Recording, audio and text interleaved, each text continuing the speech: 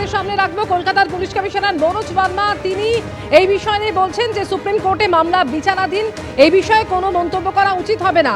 এইটুকু বলবো যে তদন্ত চলছে। কি বলেছেন তিনি, শুনুন। আমি এই বিষয়ে খুব বেশি কিছু বলতে পারবো না, except the fact that we have registered দুটো আমরা কেস করেছি এন্ড দুটো কেসেই তদন্ত হচ্ছে। এর বাইরে এই মুহূর্তে কিছু বলা সম্ভব নেই। Maybe on some other date and later on will আমরা পরে এই বিষয়ে কিছু বলতে চাইবো। এন্ড সুপ্রিম কোর্টে যে ম্যাটার আছে সেটা যেহেতু মাননীয় আদালতে পৌঁছেছে, তো ওই বিষয়ে আর কিছু এই মুহূর্তে বলা যাবে না। পড়িনি কি লেখা আছে, that is not in my knowledge, and সেই জন্য ওর স্পেসিফিক টার্ম ওয়ার্ডের উপর কোনো কমেন্ট করা উচিত হবে না। বাট যেহেতু বিষয়টা মাননীয় আদালতে পেন্ডিং আছে, ওটা ওর উপর এই মুহূর্তে কমেন্ট করা উচিত হবে না। ইনভেস্টিগেশন ইজ অন, এটাই বলে দিতে পারে। তল্লাশি নয়, তথ্য চুরি করতে এসেছিল কেন্দ্রীয় এজেন্সি। আইপ্যাকে ইডির তল্লাশি নিয়ে আক্রমণে অভিষেক বন্দ্যোপাধ্যায়। রেড করতে আসেনি, তথ্য চুরি করতে এসছে।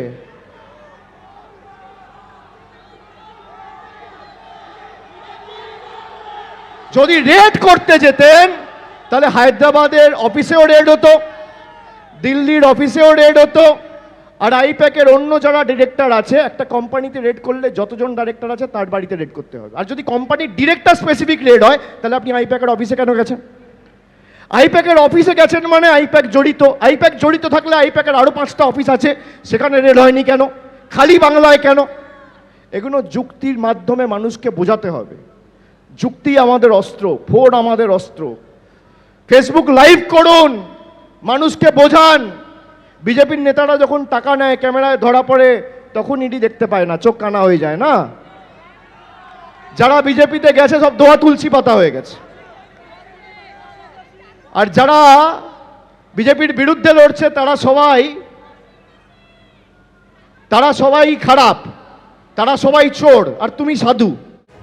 হাওড়া স্টেশন থেকে পাঞ্জাবের 3 কুখ্যাত দুষ্কৃতী গ্রেপ্তার। পাঞ্জাবে কবাডি খেলোয়াড় খুনে অভিযুক্ত 3 দুষ্কৃতীকে গ্রেপ্তার করা হয়েছে।